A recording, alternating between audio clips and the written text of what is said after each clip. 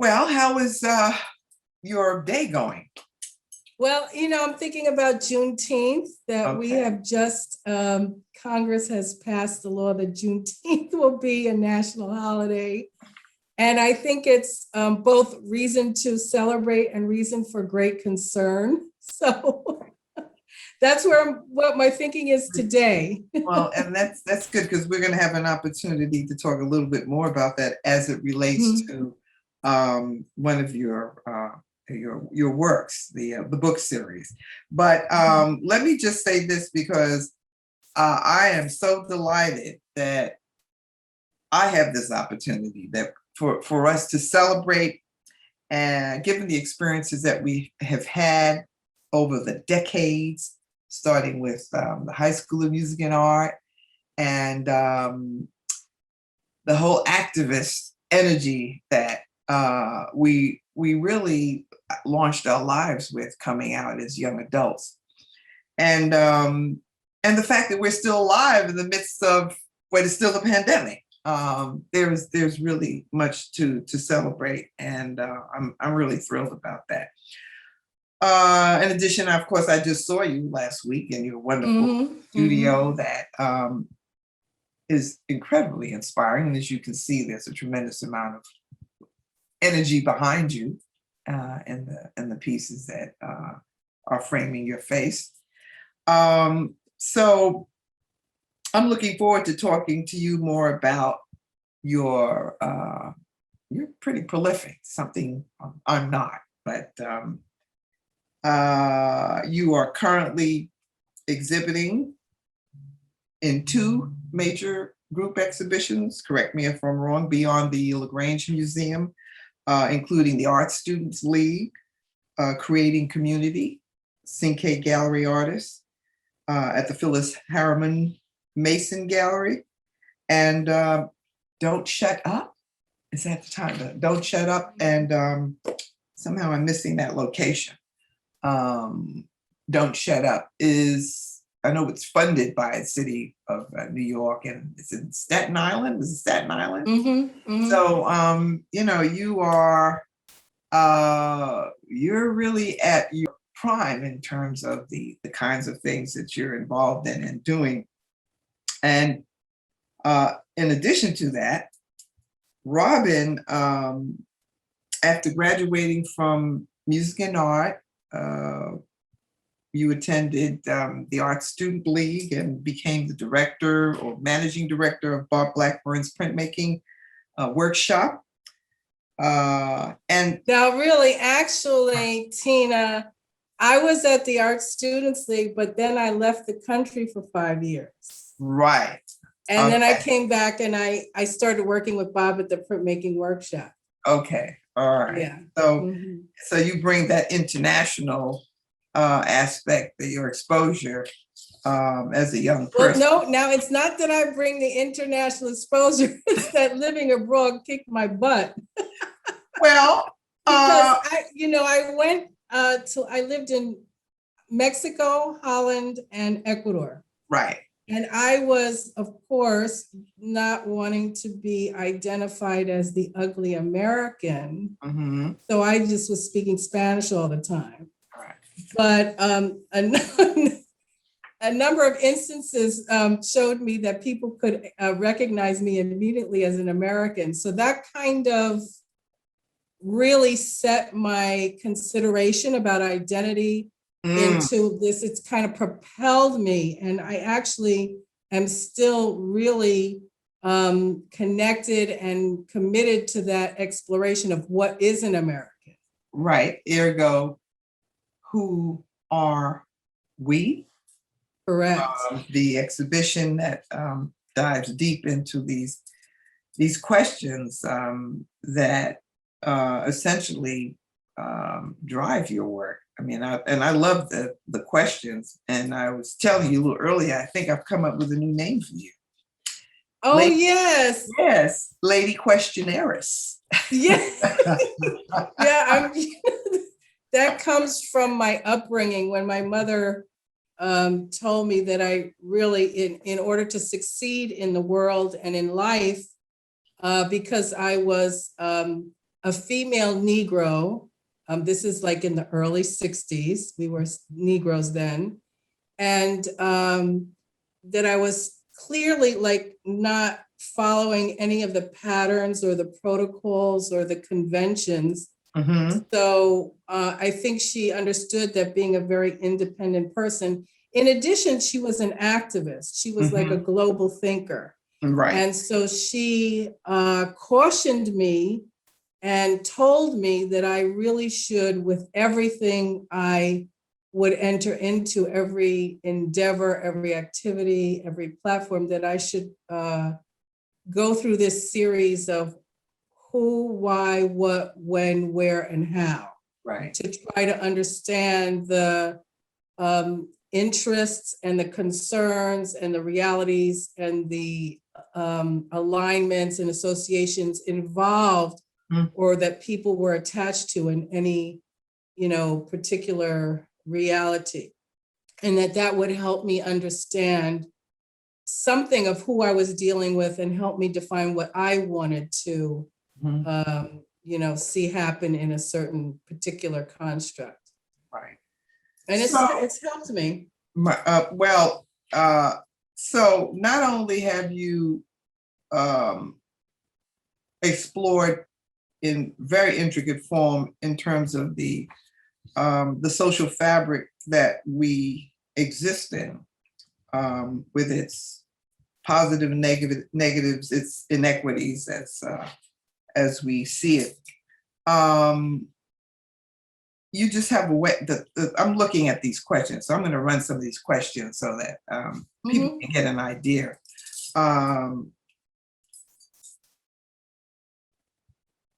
But how much do we know about or understand of the historic, cultural, racial, class, religious experiences, histories, rituals, and beliefs of our neighbors, co-workers, and friends?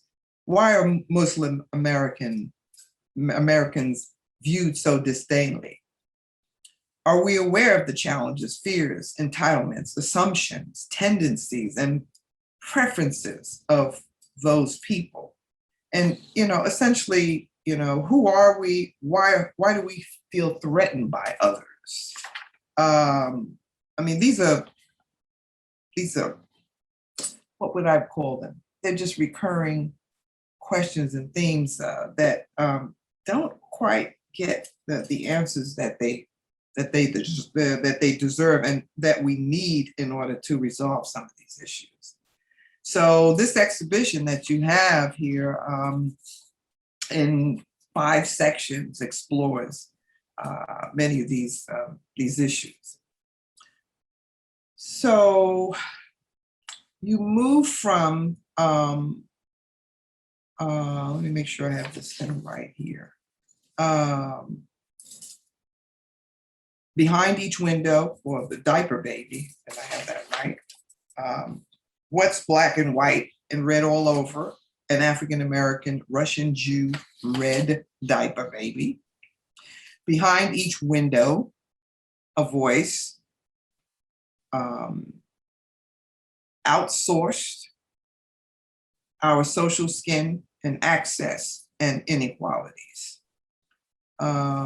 So now that you have this breadth of work to really look at, because as you've moved through them from the 90s or late 80s into the 90s and then into the 2000s, how do you feel about what you've presented? What do you feel has changed in that work? Well, I don't think very much has changed on certain levels. I think the key for all of this for me, Tina, is that even asking the question, why are some people so threatened by Muslims or Muslim Americans? It indicates that the people who are threatened are frustrated somehow. Mm-hmm. So the people who are feeling that those people or the other people who are in this country, generally the people of color, the Latinx people, the African-American people, the people from the Asian diaspora, the indigenous Americans, the immigrants, the people from modest economic status, anybody, the LGBT community, anybody who is othered or Mhm. outside of the wonder bread American mythological, story or narrative is feeling like they're not getting what they're supposed to be getting from this country, because the United States of America has always branded itself as the land of the free, the land of opportunity, the land of equality, the land of where you could create a middle-class life. Now, all of that is disintegrated, has been disintegrating, and it only really existed for a small demographic of people in the first place. And the way that it existed was at the cost of horrific, atrocious brutalization of many, many peoples. And that is the part of our history that is not generally explained. And as a matter of fact, I heard a news report last night that they had signed Juneteenth into, they had decided it would be a federal holiday, and that this was commemorating the day that African Americans found out that they were freed people. So that doesn't really tell the story. What happened to those 2.5 years where the African American enslaved people in Texas, which was the westernmost area of slavery, Right. for 2.5 years, they were laboring and being abused and were not freed, Right. as the other people in the eastern part of the Union. So it doesn't really tell too much of the story. It tells sort of like a Hollywood romantic, happily ever after type of a story. Mhm. There are so many layers and levels to this that, and I know that recently many people have been talking about Tulsa.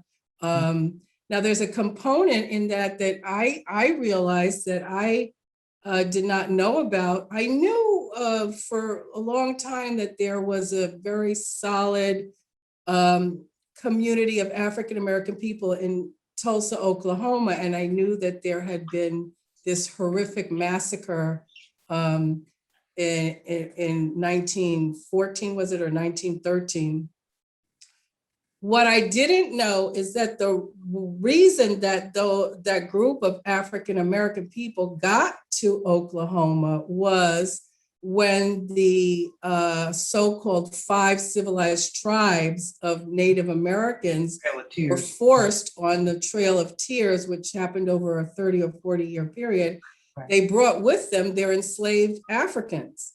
So those nations or tribes of indigenous Americans had quite an abundant number of enslaved Africans that they brought with them. So that's not something that's really revealed widely in history lessons and history classes in this country. So this is just one more situation where we see the complexities of the infrastructure of prejudice and discrimination and racism, because certainly Native Americans are sort of the last grouping of people that people highlight when they're talking about people of color. People have almost just sort of written them off. Right. Yeah. And but there's that level and that layer that they did have enslaved Africans working for them. I don't really know how that was in reality, if it was as brutal as the rest of slavery was, or how, if they had huge plantations, or if they had situations where one family would have 1 or 2 people. So I don't really understand or know about the details of that. But what I'm trying to point out is that in everybody's suffering and historic victimization, there are layers to it, very complicated layers that don't get discussed, that don't get really talked about. And this is this realization and this, well, I guess you refer to it somewhat of an obsession a productive obsession in terms of the work you're doing. But it also brings in this idea of how you utilize your materials to get these messages across. And because you're using color pencils, acrylic paint, some printmaking, the digital techniques. Can you give a little bit more information about that approach? And are you using materials now that you were not using before, and how that helps to inform your design? And I have a question about the compositions, how I have observed some change from the 90s to the 2000s. Well, I think it's a really good question, Tina. I think what it is for me is about what creativity is. Because when I was a teenager and I looked at the work of a number of the artists that I admired, I saw that at a certain point, they really kept creating the same image over and over and over again. And I always wondered about that. I mean, how long could I really sustain enough engagement and interest and excitement and anticipation to create something that I had already resolved? So what I should probably say is the creative process is a problem-solving process for me. Mm-hmm. I mean, what it means is that I'm giving myself an opportunity to work with materials and try to put in physical form something that I'm thinking, something that I'm feeling, and at the same time really explore the characteristics and possibilities that these materials have. Mm-hmm. So I really need to feel that I'm growing and expanding and exploring. I also am kind of, I'm the kind of person that often will try to do something I don't quite know how to do. Mm-hmm. Because it's a challenge, because Right. if I do something I really know how to do, to me, it's not creating anything. I'm just Right. generating something that I already know how to do. Right. So that's not really courageous. And I think courage is a very important component of creativity. I think creativity is a very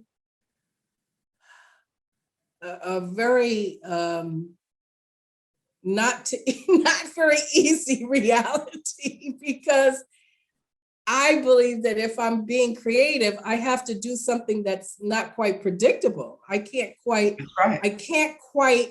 envision the completion of it, or I can't quite understand how I'll get to that vision.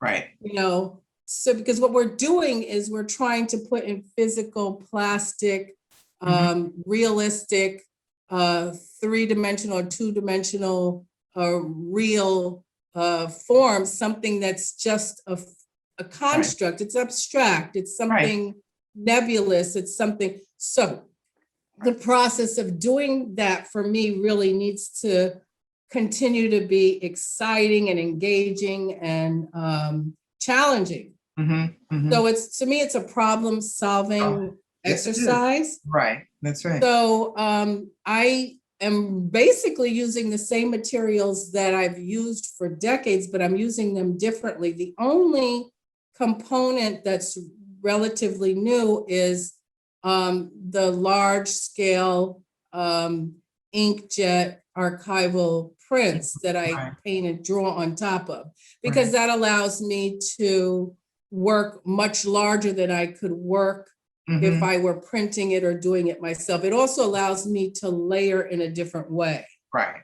Okay. So let me ask you one other question. So one thing I have observed in the earlier works, when looking at the composition layout, where there seems to be more of a grid, and I have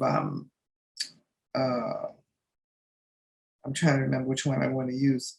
Lesson on immigration and compare Negro Spec. So Negro Spec and lesson on immigration appear to be on a sort of a grid format, and coming into the 2000s with the image "We Are Here" and "Never Enough Shoes." There's so much more diagonal energy in terms of lines and direction of the figures on the page, which really, I think, just puts a heck of a lot more power behind the imagery. Mhm.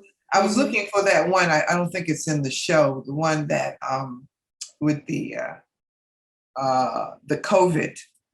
I don't know if it was the bus driver. I don't remember exactly. Yeah, there's no COVID pieces in Who Are We? Right. Okay. Right. Mhm. But that one comes to mind as there are several others in the that are like "Never Enough Shoes," where the figures are really dimensionally moving out and off the page, which really creates a wonderful space. I wanted you to speak on how you became aware of that change or challenge, and how you came to resolve it. Yeah, Well, it wasn't a reason. there's a lot of elements that kind of were a part of creating that. Now, in the Never Enough Shoes, that was part of the outsourced series that I did, and it's I wanted to create some works that juxtaposed my reality along with the reality of a bonded slave child. And there are millions of them right now, as we're speaking, in many countries. And they are, in some cases, working on items that are shipped here to the United States that we are using. Mhm. So I took certain particular things that I own, and I tracked the fabrication, the resources that went into and creating these items.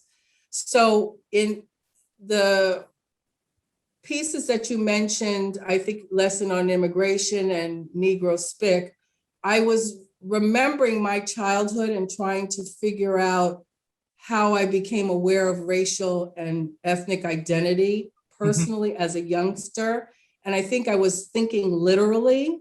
And it was also the first grouping of works that I integrated text with, which was very challenging for me to figure out how to do. Mm.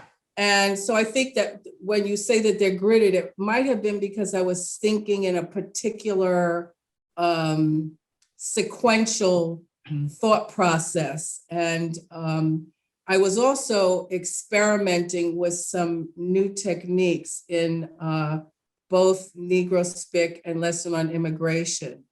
So I was using some inks that I had not used before. Right. Actually, they were the inks that Susan Rostow developed and are called now Akua inks.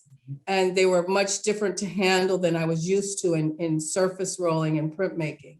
Now, diagonals, I'm really, an addict of diagonals. I mean, I love diagonals because they direct you. Right. And I think they're very forceful. And as a visual element in an image, they are very, I think they're very powerful. They are. Yeah, they're very powerful. So I think I maybe because I'm older, I'm able to be more fluid and organic, and I'm able to generate the imagery more directly without thinking too much about it. That might be part of it. Right. It might be partly because of the types of images, but it's always about, for me, juxtaposing different things. So either they're next to each other, on top or below each other, or they're layered where they're semi-transparent or partially opaque and jumping out at you. Parts are seen, some parts are unseen.